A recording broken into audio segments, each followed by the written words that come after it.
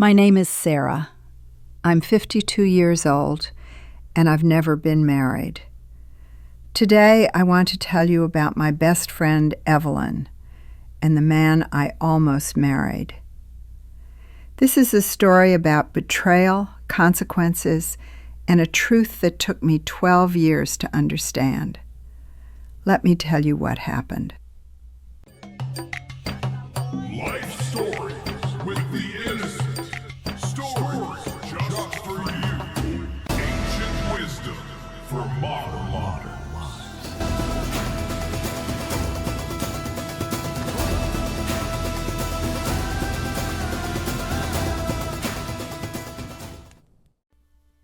Evelyn and I grew up together. We weren't just friends, we were sisters. The kind of sisters who finish each other's sentences, who know each other's prayers before they're spoken, who show up at each other's door without calling first. We sang in the church choir together. We wore matching ankara to church programs.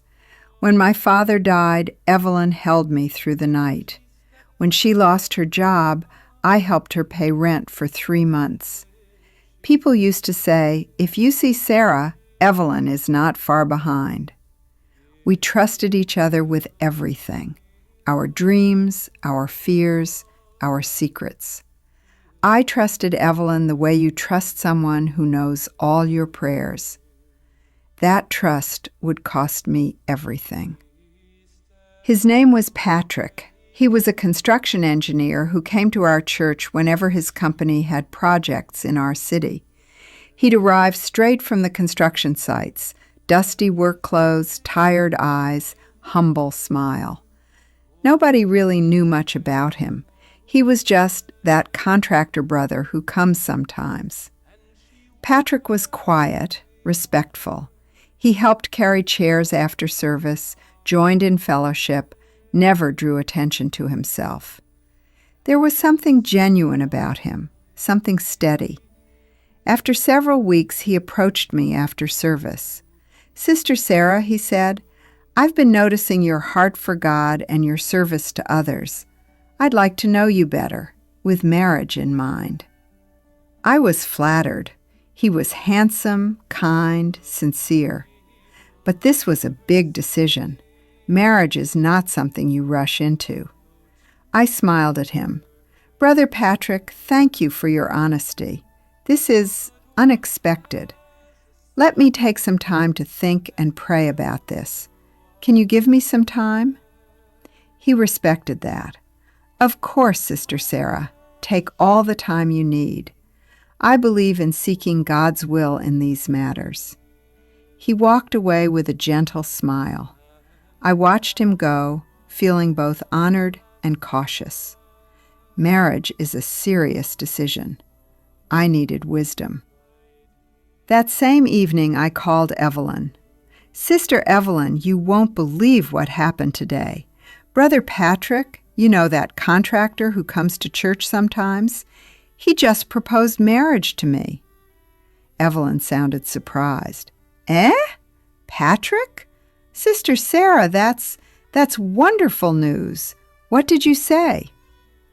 I told him I needed time to think and pray about it. "But Evelyn," I paused, "I don't really know much about him. He seems like a good man, but he comes and goes because of his work. Nobody in the church knows him well." "So what are you thinking?" Evelyn asked. "I just need to know more before making such a big decision. You know how important marriage is. I can't go in blind. I need to understand who he really is, what his life is really like." There was a brief silence. "Could you help me?" I asked. "You're good at finding things out. Could you learn more about him for me? Quietly? Just find out what you can?" Evelyn hesitated. "Sister, are you sure? Shouldn't you just pray about it?" "I will pray," I said quickly, "but I also need wisdom. I just want to make sure I'm making the right decision. You're my best friend. Who else can I trust with something like this?" After a moment, Evelyn agreed. "Okay, my sister, let me see what I can find out. I'll help you."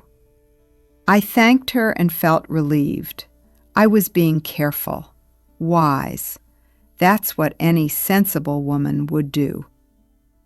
A few days later, Evelyn came to my house. We sat together in my living room as we always did, like sisters. But something about her expression made my heart sink even before she spoke. "Sister Sarah," she began slowly, looking deeply concerned, "I did what you asked. I found out about Patrick." "And?" I leaned forward, anxious. Evelyn took a breath, as if what she was about to say pained her. "Sister, I'm telling you this because I love you and I want to protect you." My stomach tightened. "That man is not what you think," she said quietly. "He's not stable. He's struggling. Sister Sarah, I'm worried he saw you and thought you could help him, that maybe you were his opportunity." She paused, letting it sink in. I felt everything inside me sink. "Are you sure?" I asked, my voice barely a whisper. "I'm sure," Evelyn said firmly, reaching for my hand. "Sister, I know this hurts to hear, but God is protecting you. This is why you sought wisdom before saying yes." Tears stung my eyes, not because my heart was broken. Patrick and I barely knew each other, but because I'd allowed myself to hope, to imagine a future. Evelyn squeezed my hand. "This is what best friends do. We protect each other from mistakes we'd regret." "Thank you," I whispered. "Thank you for being honest with me. I don't know what I would have done if I'd said yes without knowing the truth." We sat together for a long time. She comforted me, prayed with me, assured me I'd made the wise choice. I trusted her completely. I believed every single word. I had no idea that everything she just told me was a lie. Several months later, Patrick's contract project in our city was coming to an end. He approached me one last time after Sunday service. "Sister Sarah," he said gently, "I've been patient as I promised. I wanted to ask, have you had time to think and pray about what we discussed?" I looked at him. He seemed hopeful, sincere, and I felt certain now. Evelyn had given me clarity. "Brother Patrick," I said as kindly as I could, "I have thought about it carefully and prayed. I don't believe this is the right path for me. I wish you all the best, truly, but I don't think we should move forward." The hope in his eyes dimmed. His shoulders dropped slightly. "I see," he said quietly. I respect your decision, Sister Sarah. May God guide you to His choice for you. And you as well, Brother Patrick." He nodded, managed a small smile, and walked away. I watched him leave the church compound, getting into his old work truck.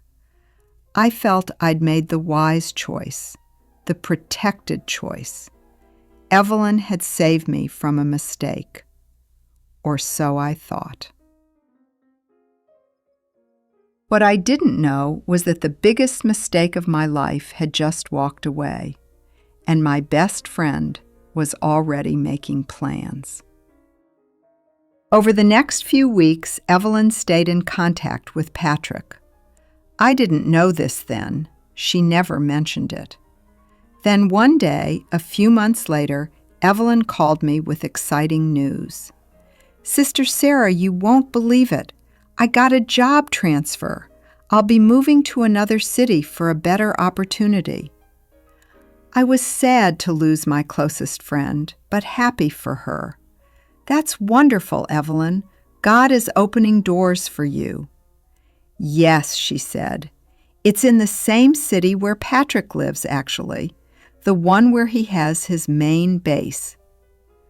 I felt a small twinge, but dismissed it. It was just a coincidence. Well, maybe you'll run into him at church there, I said, trying to sound light. Maybe, Evelyn said. We'll see. We hugged goodbye when she left. I cried. She was my sister, my best friend. I had no idea what was really happening. Months passed. Evelyn and I stayed in touch, but not as closely. She was busy with her new job. I was busy with church activities. She never mentioned Patrick's name, and I never thought to ask. A year after I rejected Patrick, an envelope arrived at my house. I opened it casually, expecting another church program invitation. But when I read the names, my world stopped. Evelyn Chinwuba and Patrick Okonkwo request the honor of your presence at their wedding. I read it again and again. Patrick, my Patrick, and my best friend Evelyn. My hands began to shake. How? When? Why didn't she tell me? Questions flooded my mind, but one terrible thought rose above all others. She had been in his city for a year. The same city, the same church. Had they been together this whole time? Did she move there for him? Did she plan this? I sat on my bed holding that invitation for hours, unable to move. I should have stayed home. I should have thrown that invitation away and tried to forget. But I couldn't. I had to see it with my own eyes. I had to know if this was really happening. The wedding day came. I wore a dark dress and sat in the very back of the church, almost invisible among the crowd. The church was beautifully decorated, white flowers everywhere, soft music playing. Then Patrick entered, walking to the altar. He looked handsome in his wedding suit, confident, happy. My breath caught. It was really him. The music changed, and then Evelyn appeared at the entrance. She was radiant in her bridal gown, glowing, beautiful, beaming with joy. My heart shattered into 1,000 pieces. As she began walking down the aisle, her eyes swept across the congregation, and then she saw me. Our eyes locked. Time seemed to stop. In that moment, no words were needed. No words could capture what passed between us. In her eyes, I saw something I couldn't fully understand then. Triumph, guilt, defiance, fear. In my eyes, she must have seen devastation, betrayal, confusion, pain beyond words. Neither of us looked away. The moment stretched like an eternity. Then Evelyn blinked, turned her face forward, and continued walking toward Patrick. I sat frozen as the ceremony proceeded. The vows, the rings, the prayers, the kiss. I now pronounce you husband and wife. The congregation erupted in applause and celebration. I stood quietly, slipped out the back door, and went home. I locked my door and I collapsed. The days after that wedding were the darkest of my life. I couldn't eat, I couldn't sleep, I couldn't pray, I couldn't function. My mind replayed everything over and over. Had they met after I rejected him? Or were they together before? When she moved to his city, was it really for a job? Or was it for him? Did she plan this from the beginning? And the question that haunted me most, had Evelyn lied to me about Patrick? What if he wasn't struggling at all? What if everything she told me was false? What if she wanted him for herself?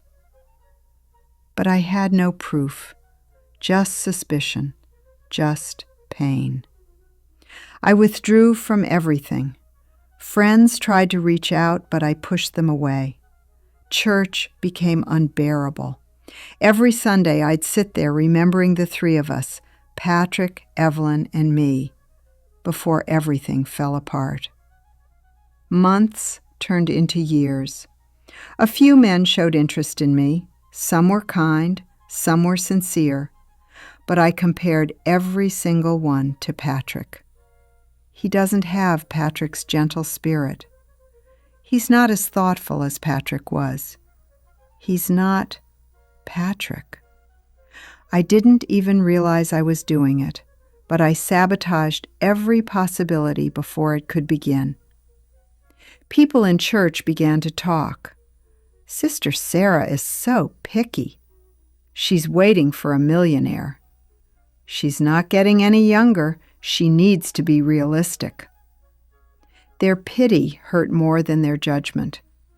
I became known as the woman who let her chance pass by, the woman who was too choosy, the woman who would probably never marry.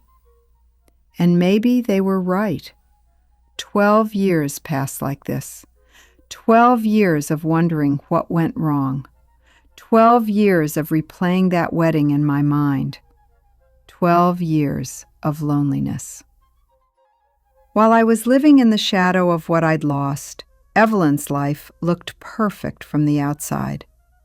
I heard things through mutual acquaintances. She and Patrick lived well. Beautiful home. He was successful in his business. They were the model couple. But something was wrong. Years passed, and Evelyn had no children.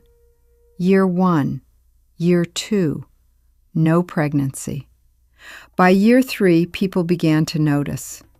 By year 5, people began to ask questions. Patrick's family. Is everything all right? Have you seen doctors? Church members. We're praying for you. Have you tried fasting? Friends. These things happen. Don't worry, it will come. But it didn't come. By year 7, Evelyn's desperation became obvious to everyone who knew her.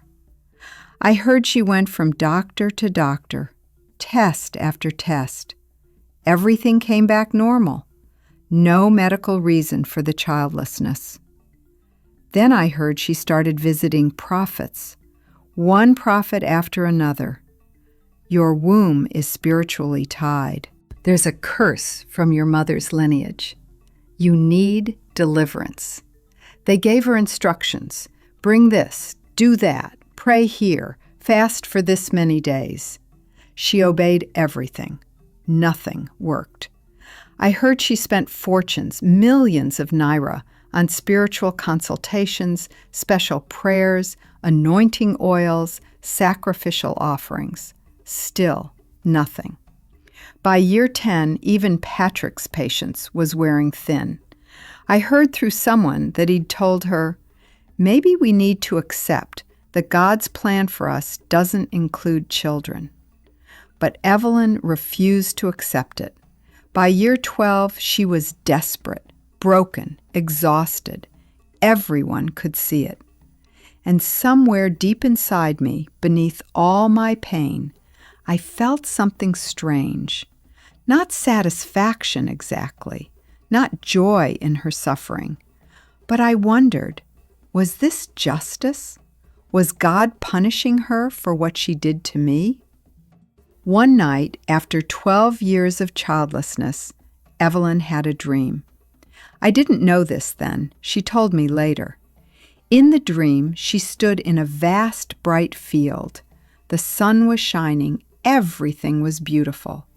Suddenly, she heard laughter, children's laughter. She turned and saw 3 children running toward her through the tall grass. Their faces were full of joy. Their arms were stretched out toward her. "Mommy, Mommy, Mommy," they called. Evelyn's heart exploded with happiness. She ran toward them, arms open, ready to embrace them. But as she got closer, the children began to fade, like smoke, like mist. She reached out, but her hands passed through nothing. "No, no, come back," she screamed. She fell to her knees in the grass, sobbing. The field grew darker. When she looked up, she saw someone standing in the distance. It was me. Not the young Sarah from 12 years ago, but present-day Sarah, older, worn by life. I didn't say a word. I just looked at her. My eyes held everything: pain, betrayal, loss, a silent question. Why? My gaze wasn't full of anger. It was something worse. It was agony. The look of someone whose life had been stolen. Evelyn tried to speak, but no sound came out. I continued to stare at her in silence. The weight of that gaze crushed her. She woke up gasping, drenched in sweat, her heart pounding. Patrick stirred beside her. "Evelyn, are you okay?" But she couldn't answer, because for the first time in 12 years, she understood. God was holding back her children because of what she had done to me. The next evening, Patrick came home from work to find Evelyn sitting in the dark. "Evelyn, what's wrong? You've been strange since last night." She looked up at him with tears in her eyes. "Patrick, I need to tell you something. Something I should have told you a long time ago." Patrick sat down, concerned. "Do you remember Sarah?" Evelyn asked quietly. "My friend Sarah from my old church?" Patrick looked surprised. "Yes, of course. Your childhood friend. Why?" Evelyn's voice broke. "Patrick, Sarah was the first woman you proposed to, before me." Patrick's expression changed completely. Shock, confusion. "What? Sarah? But how do you know that?" Evelyn took a shaky breath. "Because she told me. She sent me to find out about you, to learn more about your life before she made a decision." Patrick was silent, processing this. "And Evelyn could barely get the words out. "I lied to her. I told her that you weren't doing well, that you were struggling. I destroyed her chance with you." She began to cry. "Because I wanted you for myself." The silence in the room was deafening. Finally, Patrick spoke, his voice careful and quiet. "You lied to your best friend?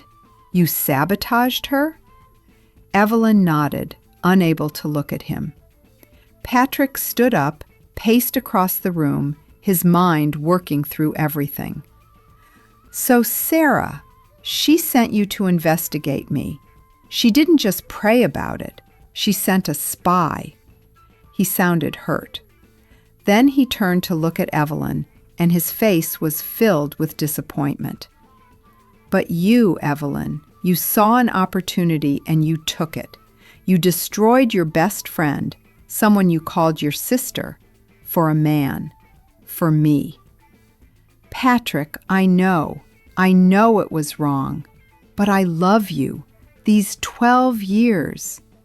12 years, Patrick interrupted.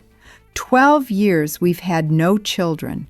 12 years we've spent millions trying to find answers. And now you tell me this? He sat down heavily, his head in his hands. After a long moment, he looked up.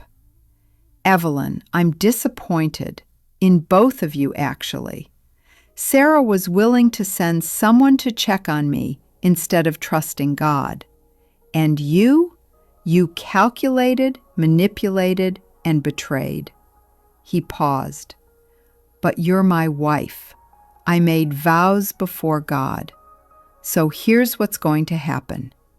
You're going to Sarah. You're going to tell her everything, the whole truth, and you're going to ask for her forgiveness. Patrick, I can't. She'll hate me. She already has every right to hate you, Patrick said firmly. But you owe her the truth. 12 years too late, but you still owe it to her. I'll go with you, but you have to do this. A few days later, on a quiet Saturday afternoon, I heard a knock on my door. I wasn't expecting anyone. When I opened it, I froze. Evelyn stood on my doorstep, and behind her, a few steps back, was Patrick. I hadn't seen either of them in 12 years. What are you doing here? My voice came out cold, hard. Evelyn's eyes were red, swollen from crying. Sarah, please, I need to talk to you. I need to tell you the truth. The truth? I almost laughed. After 12 years, now you want to tell me the truth? Please, Evelyn whispered, just let me say what I came to say. I wanted to slam the door in her face, but something in her expression stopped me. She looked broken. I stepped aside. Evelyn entered.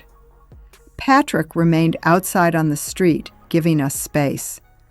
We sat across from each other in my small living room. The air between us was thick with 12 years of silence, 12 years of unspoken pain. Evelyn could barely speak. Her hands trembled. Sarah, she began, her voice shaking, when you asked me to find out about Patrick all those years ago, I did what you asked. I said nothing. I just stared at her. I found out everything, where he lived, what he did, who he really was. She took a breath. And he was everything, Sarah. He owned his construction company. He lived in a beautiful estate. He was successful, stable, respected. He was everything you could have hoped for. My heart began to pound. But when I came back to you, Evelyn's tears started flowing. I lied. I told you he was struggling. I told you he was barely getting by. I told you he saw you as an opportunity. She looked directly at me, her face twisted in anguish. I destroyed your chance with him, Sarah, because I wanted him for myself. The room seemed to spin. Everything I had suspected, everything I had wondered for 12 years, it was all true. The rage came like a flood. I stood up, my whole body shaking. You lied to me? You have destroyed everything. How could you be so selfish? I trusted you with my life and you just threw it away. My voice rose. You looked me in the face and lied? Sarah, you were my sister. I was shouting now, years of pain erupting. I trusted you with everything. I gave you my secrets, my heart, my life, and you stole from me. Evelyn was on her knees now, sobbing uncontrollably. I know, Sarah, I'm so sorry. I've carried this guilt every single day for 12 years. Guilt? I could barely breathe. You want to talk about guilt? Do you know what you took from me? Do you have any idea? My voice broke. I spent 12 years thinking I'd made the right choice. 12 years alone, wondering what was wrong with me. 12 years watching other women get married, have children, build families, while I was stuck in the decision you made for me with your lies. I was crying now too, years of suppressed pain flooding out. Every man who came after Patrick, I compared to him. And do you know what I realized, Evelyn? I couldn't find Patrick in anyone else because the Patrick I rejected was a lie you created. Evelyn could barely speak through her sobs. Sarah, please. I stopped pacing and looked at her directly. You've been married 12 years now, haven't you? She nodded, confused by the question. And in those 12 years, you don't have children, do you? Evelyn's face crumpled. She shook her head. And in that moment, I saw it all. The 12 years of barrenness, the prophets, the doctors, the prayers, the desperation. So that's why you're here, I said quietly, my voice now cold and steady. 12 years of suffering brought you to my door. 12 years of barrenness made you finally tell the truth. Sarah, I'm not here because I want something from you, Evelyn said desperately. I'm here because I can't carry this anymore, because you deserve to know the truth 12 years ago, because I stole that from you too. She looked up at me, completely broken. I don't deserve your forgiveness. I know that. I know I destroyed your life. I know I can never give you back those 12 years. But I'm asking anyway, not because I've earned it, but because I can't breathe under the weight of what I did to you. I stood there, looking at this woman who had once been my sister, my best friend, my betrayer. The room was silent except for her quiet sobs. I sat back down. My anger was still there. My pain was still there. But underneath it all, I felt something else. Exhaustion. I closed my eyes and took a deep breath. You want forgiveness? I asked quietly. Evelyn looked up, afraid to hope. I forgive you, Evelyn. Her eyes widened in shock. Not because you deserve it, I continued, my voice steady but tired. You don't. You destroyed 12 years of my life. You stole my chance at love. You betrayed everything we had. I paused. But I forgive you because I've been bitter for 12 years. And that bitterness has already taken too much from me. It's taken my joy, my peace, my hope. I won't let it take my soul, too. Evelyn collapsed forward, sobbing with relief, shame, gratitude, everything mixed together. I didn't reach out to embrace her. I couldn't, not yet. The wound was too deep, too fresh, even after 12 years. But I had released her, and in releasing her, I felt something shift inside me, too. She left my house that day lighter than she had arrived. Patrick nodded to me from the street, his face sad but respectful. They drove away, and I sat alone in my living room, staring at the walls. For the first time in 12 years, I felt something. Not peace yet, not healing yet, but the beginning of it. 3 months after that conversation, I heard through someone at church that Evelyn was pregnant. I felt complicated emotions. Not anger, not bitterness, just complicated. 9 months later, I heard she had given birth to twins, a boy and a girl. And then, a few weeks after that, I received a call from Evelyn. "Sarah," she said hesitantly, "I know I have no right to ask this, but would you come and see the babies?" I almost said no, but something in me said yes. When I arrived at their beautiful home, the home that could have been mine, Evelyn opened the door holding a tiny bundle. "This is Sarah," she said quietly, her eyes filling with tears. "I named her after you." She placed the baby in my arms. I looked down at this tiny, perfect child, and I cried. Not tears of anger or regret, but tears of release. Evelyn had sown the wind. She had lied, manipulated, betrayed her best friend for a man, and she had reaped the whirlwind.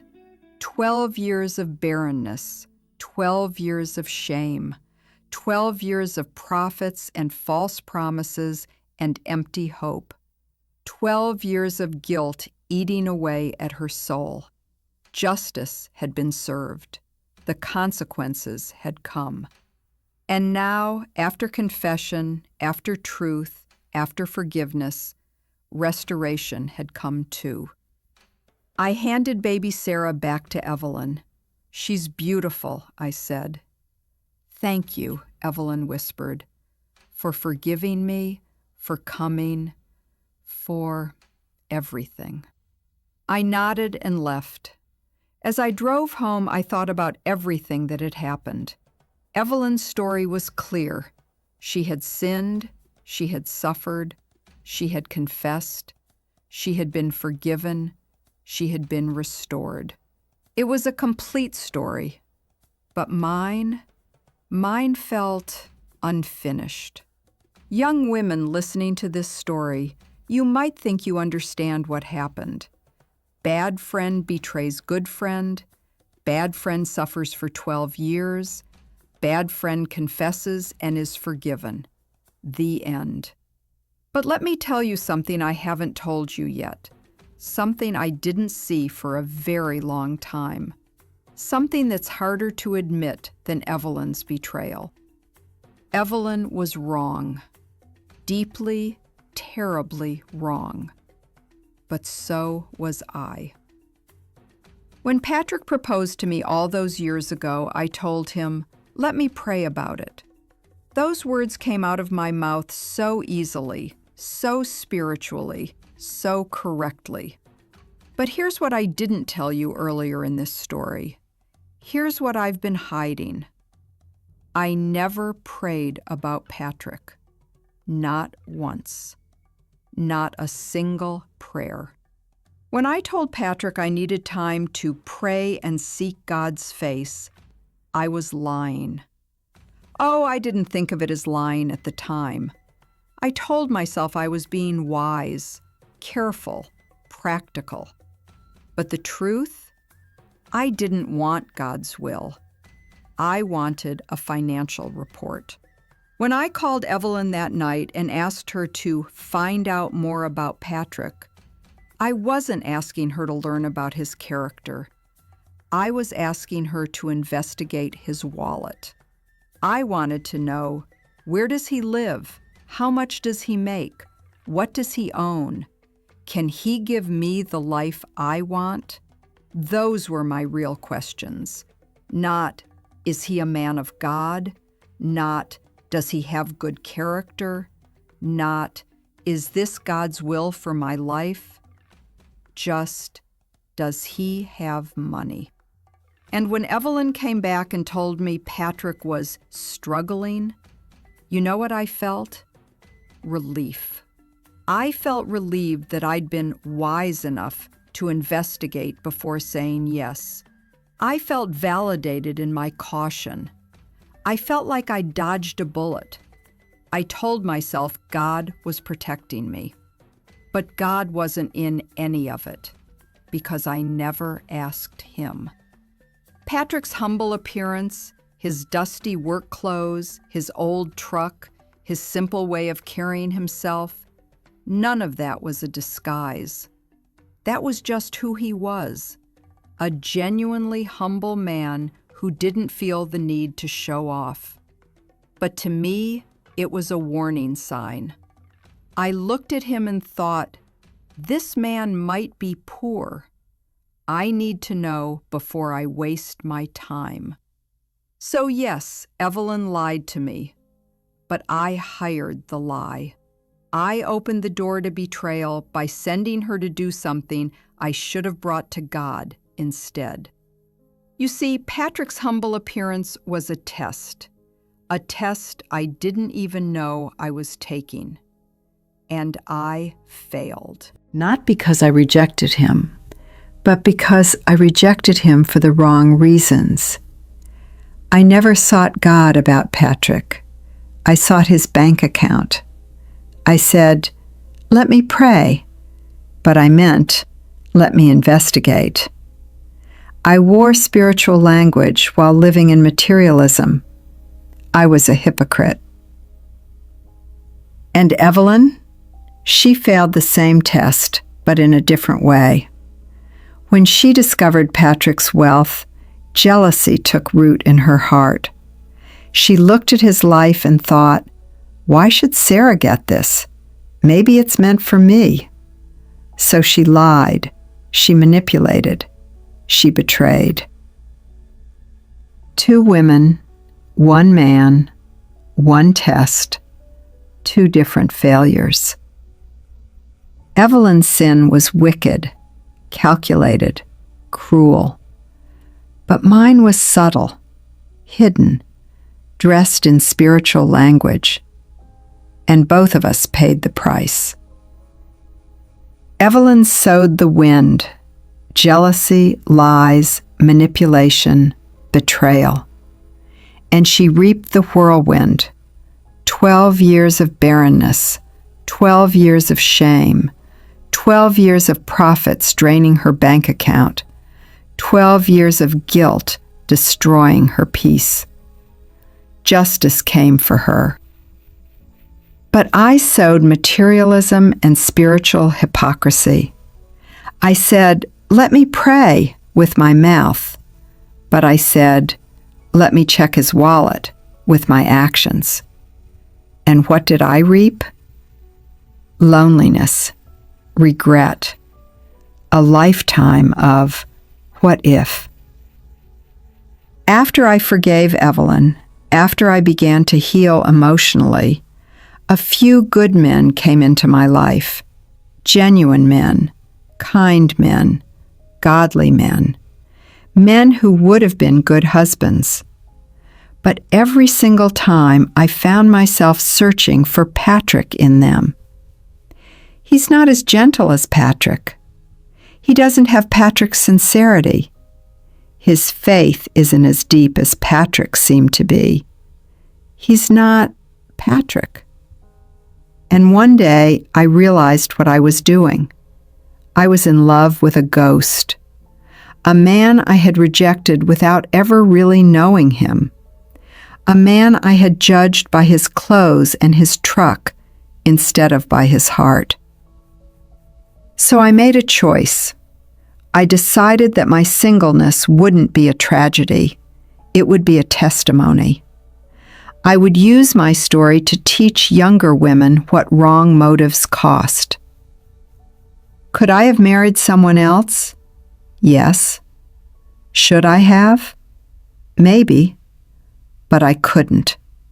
Because every time I tried, Patrick's ghost stood between me and any possibility of moving forward. And whose fault was that? Not just Evelyn's, mine.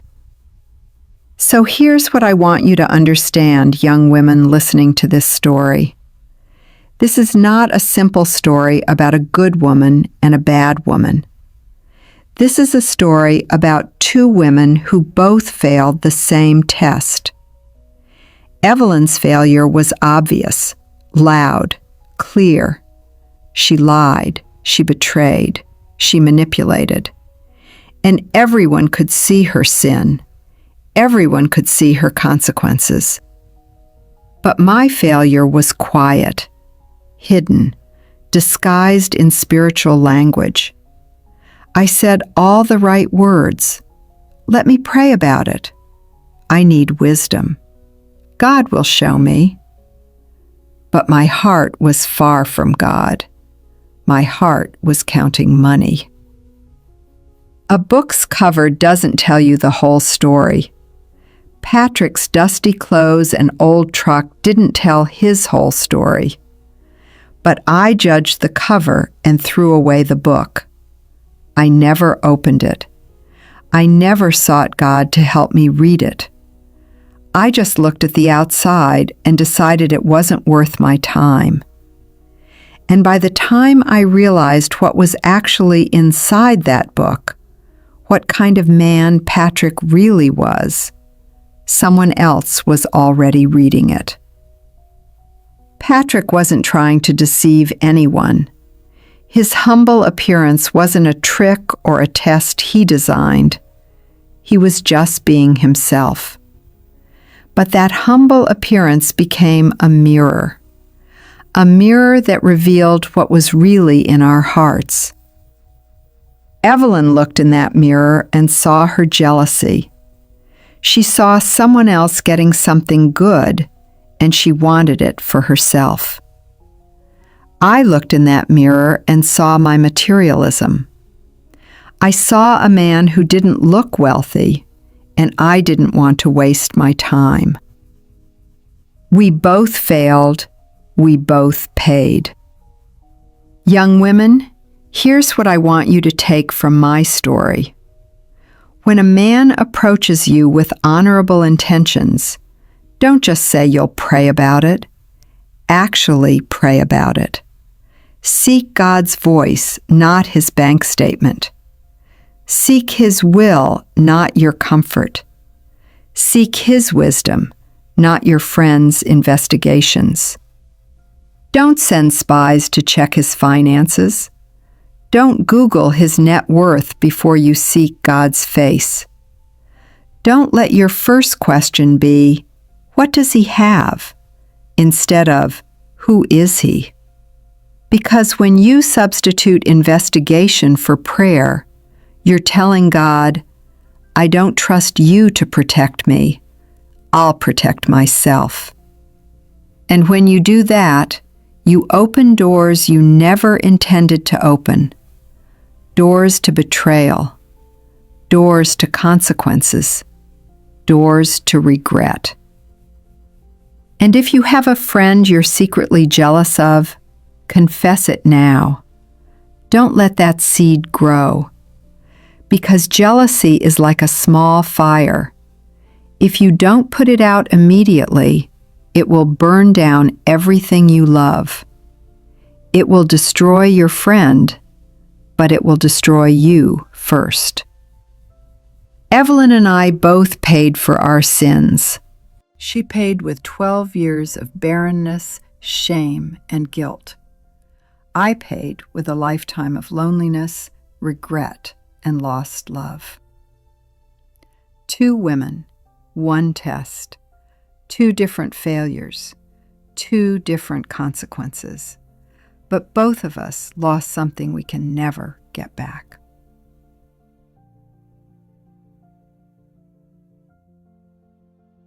That was 20 years ago now. Today, Evelyn and I have reconciled. We're not as close as we once were. Some things can't be fully restored. The trust we had as girls is gone forever. But we've made peace. Her children call me Auntie Sarah. I pray for them. I visit sometimes. And when I hold little Sarah, the girl named after me, I see both the cost of our failures and the mercy of God's grace. Did I ever marry? No, not because I couldn't find anyone, but because I couldn't let go of the ghost of what might have been. My life has purpose now. It has meaning. It has peace. I've spent the last 20 years mentoring young women in my church, helping them avoid the mistakes Evelyn and I made, teaching them to seek God first, not last, teaching them that a man's character matters more than his car, teaching them that spiritual language means nothing if your heart is far from God. So my singleness is not my tragedy. It's my testimony. It's my ministry. It's my offering to the next generation. But I won't lie to you and say it doesn't hurt. I still wonder sometimes what my life would have been like if I had actually prayed that night instead of calling Evelyn. I still wonder what kind of mother I would have been. I still wonder what it would have felt like to wake up next to Patrick every morning, to build a life with him, to grow old together. I live with those questions every day, and that's my consequence. Not barrenness like Evelyn's, but emptiness, the echo of a life that could have been, but never was. So choose better than we did. Choose God over gold. Choose prayer over investigation. Choose humility over jealousy. Choose truth over comfort. Because the choices you make today will echo for the rest of your life. And some echoes never stop. Life Stories with the Innocent. Stories just for you. Ancient wisdom for modern lives.